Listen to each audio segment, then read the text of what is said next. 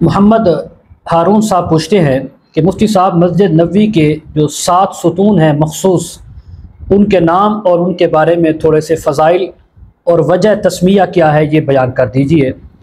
تو آپ حضرات کے سامنے آج مسجد نبوی کے 7 ستونوں کے بارے میں ذکر کرنا مقصود ہے۔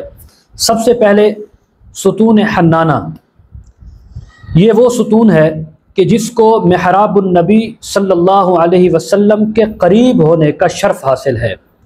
حضور اقدس صلی اللہ علیہ وسلم اس ستون کے پاس کھڑے ہو کر خطبہ ارشاد فرمایا کرتے تھے۔ اسی طرح یہی وہ کھجور کا تنا دفن ہے جو لکڑی کا ممبر بنا تھا، اور ممبر بننے کے بعد جب آپ کا اس سے فراق ہوا، جدائی ہوئی، تو وہ رونے لگا۔ یہ وہی جو تنا ہے کھجور کا، وہ بھی اسی جگہ ہی دفن ہے۔ دوسرے نمبر پر ستون عائشہ رضی اللہ عنہا۔ ایک مرتبہ حضور اقدس صلی اللہ علیہ وسلم نے اس ستون کے بارے میں ارشاد فرمایا کہ اگر میرے امت کے لوگوں کو اس جگہ نماز پڑھنے کی فضیلت کا علم ہو جائے تو فرمایا کہ وہ آپس میں قرآن اندازی کرنے لگیں۔ اس جگہ کی نشاندہی حضرت عائشہ صدیقہ رضی اللہ تعالی عنہا نے فرمائی اور صحابہ کو بتلایا کہ یہ ہے ستون عائشہ۔ ستون عائشہ اسی مقام پر بنا ہوا ہے جہاں پر یہ یعنی نماز ادا کرنے کا اتنا اجر اور فضیلت ہے۔ تیسرا ستون ابو لبابہ۔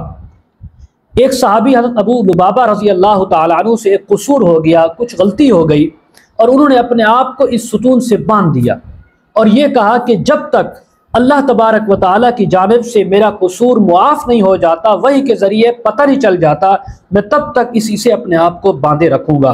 چنانچہ ایک موقع وہ بھی آیا کچھ دن کے بعد کہ نبی اکرم صلی اللہ علیہ وسلم نے حضرت ابو لبابہ کا قصور معاف کیا اور کہا کہ اللہ نے معاف کیا ہے، اور پھر ان کو اس ستون سے اللہ کے محبوب نے خود یعنی گرہ کھول کر رسی کی آپ کو آزاد کیا۔ اسی وجہ سے اس ستون کا نام ستون ابو لبابہ پڑ گیا۔ یہ آپ یوں سمجھ لیں کہ یہ پارٹ اول ہے، اور پارٹ 2 جو ہے وہ اگلی ویڈیو کے اندر میں انشاءاللہ آپ کے سامنے بیان کر دوں گا۔